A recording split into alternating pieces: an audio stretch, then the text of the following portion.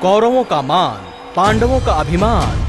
पूज्य श्री गंगा पुत्र भीष्म पितामह पधार रहे हैं। पूज्य श्री भीष्म पितामह की, पूज्य श्री भीष्म पितामह की, पूज्य श्री भीष्म पितामह की, पूज्य श्री भीष्म पितामह की। सज्जनों, मेरे लिए ये गौरव का अवसर है कि अब मेरे कौरव और पांडव कुशल योद्धा बन गए हैं और आज वो अपने गुरु द्रोणाचार्य की आज्ञा से अपनी शस्त्र विद्या का प्रदर्शन करेंगे। सबसे पहले गदा युद्ध होगा। कौरवों की ओर से राजकुमार दुर्योधन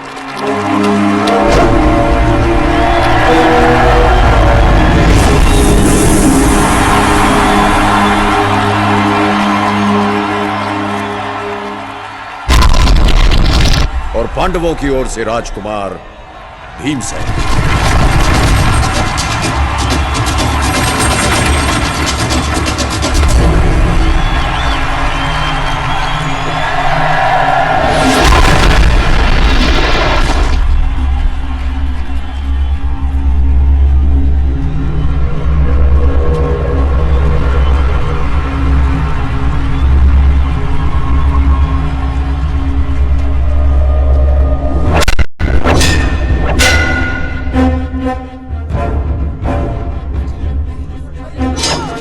बहन कुंती, कौन जीत रहा है?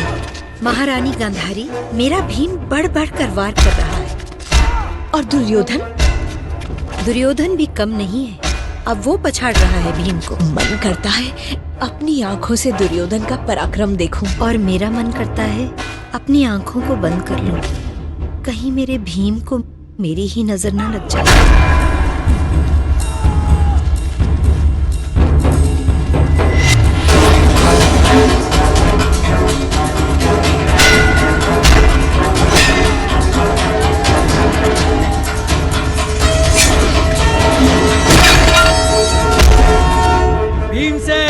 दुर्योधन, रुक जाओ।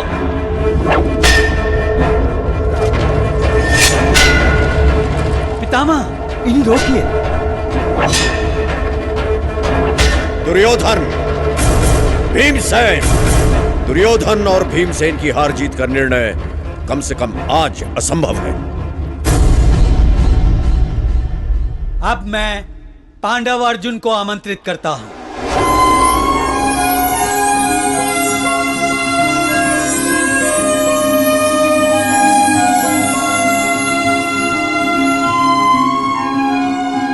प्रणाम। आयुष्मान भव। मैं भगवान की सौगंध खाकर कह सकता हूं कि अर्जुन जैसा कुशल धनुर्धारी और कोई नहीं। यह सत्य नहीं है।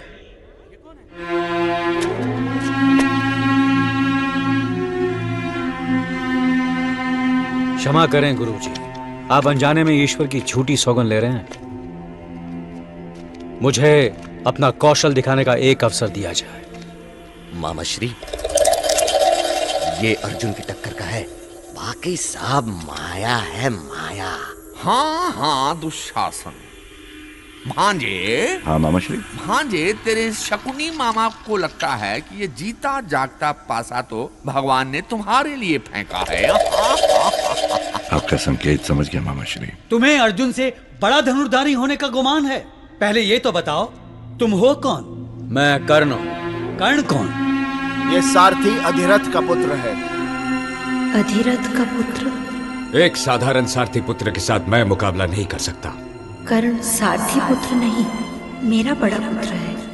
रथ हाँकने वाले के पुत्र, कुत्ता और यज्ञ का प्रसाद खाने की कामना, एक दास पुत्र और राजकुमारों का सामना। इस मुकाबले में केवल राजा या राजकुमार ही भाग ले सकते हैं, तुम नहीं। तो फिर आप अपने शब्द वापस लीजिए गुरुजी, कि अर्जुन ही त्रिलोक का सर्वश्रेष्ठ धनुर्धारी है। तो इसका भी कोई प्रमाण नहीं कि तुम अर्जुन से बढ़कर धनुर्धारी हो। तुम्हें भाग लेने की आज्ञा नहीं दी जा सकती। यह अन्याय है। ये मेरा मित्र है और किसी राजकुमार का मित्र किसी राजकुमार से कम नहीं होता। पैर की जूती को सर पर रखने से वो राज मुकुट नहीं बन जाता। जिसके कुल का किसी को ज्ञान नहीं, उसके साथ युद्ध करने में राजकुमारों का अपमान है। अपमान। पितामह, कर्ण को भी किसी शतरानी ने ही जन्म दिया होगा। अर्जुन जी। तुम इसके साथ युद्ध करने के लिए इसलिए तैयार नहीं क्योंकि ये राजकुमार नहीं? जी। तो ठीक है, मैं कर्ण को इसी पल अंग देश का राजा बनाता हूं। दुर्योधन, गिद्ध ऊंचा उड़े तब भी हंस नहीं बन सकता। ये राजा बनकर भी सूत पुत्र ही रहेगा। पितामह, कर्ण का भाग्य मैंने तय कर दिया है। राजा सर झुका के नहीं, सर उठा के जीते हैं।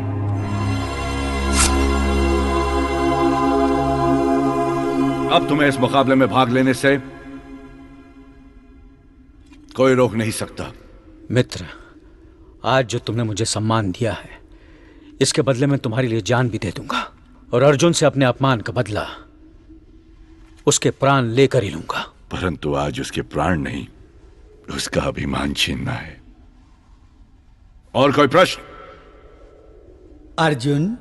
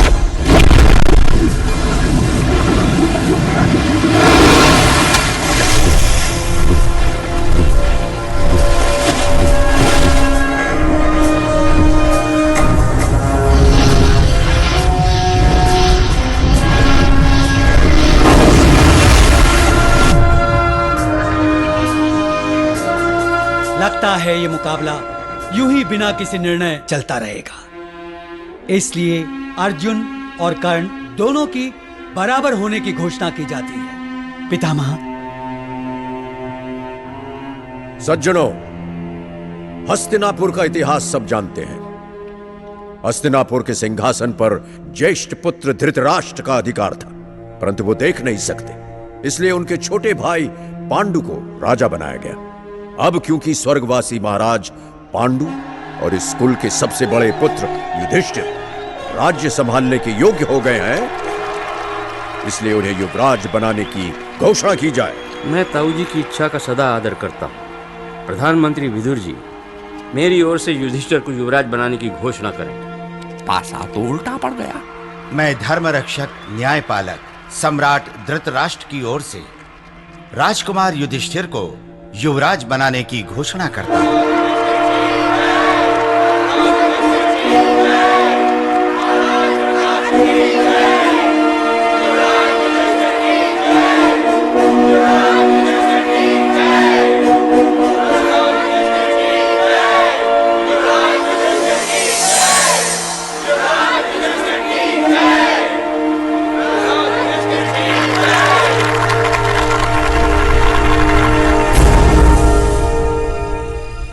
युधिष्ठिर ने मेरे अधिकार पर डाका डाला है।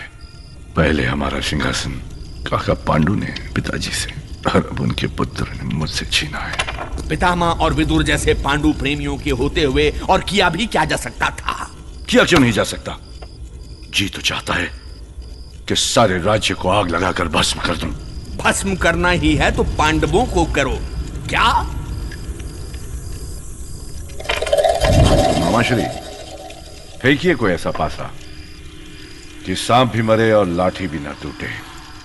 मामा के भांजे, मेरे पासे भी पांडवों को भस्म करने की भविष्यवाणी कर रहे हैं, समझे?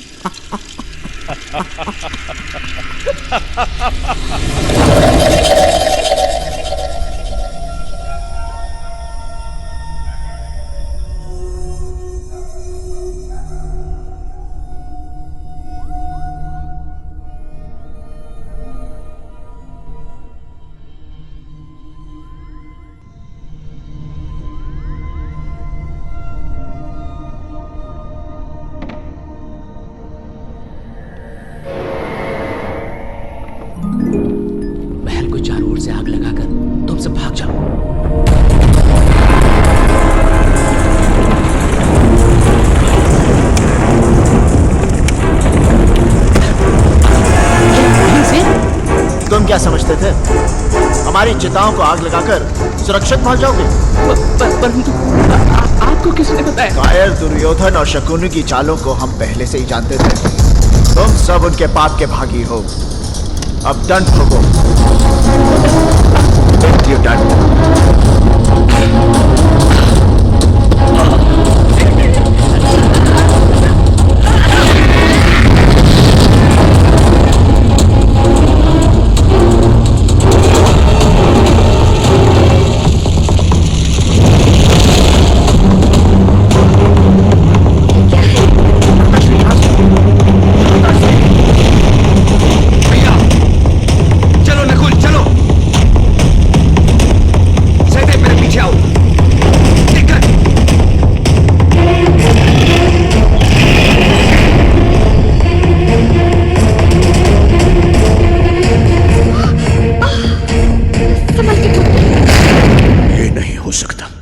कदापि नहीं हो सकता। पर ये अनर्थ तो हो गया।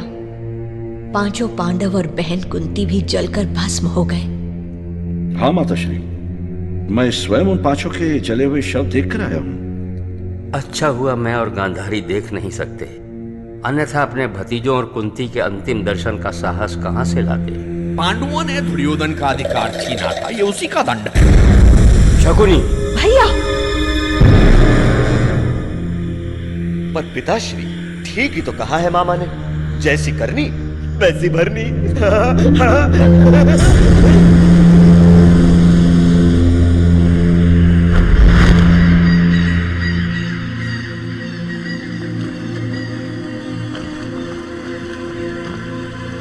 पांडव अभी तक बाहर क्यों नहीं आए? धुएं और अंधेरे में सुरंग से निकलना इतना आसान नहीं है।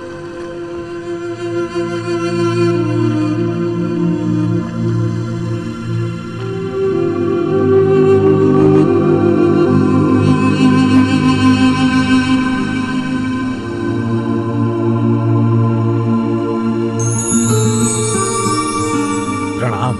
भैया, भगवान की कृपा है, आप लोग बच गए। आपकी कृपा है कि दुर्योधन के षड्यंत्र का पहले से पता चल गया। मैंने दुर्योधन के पीछे अपने गुप्तचर लगा रखे हैं। और समय रहते ये सुरंग भी बना डाली।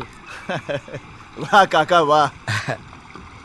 आइए, नाव तैयार है, ये आपको गंगा पार पहुंचा देगी। मैं गंगा पार नहीं, हस्तिनापुर जाऊंगा।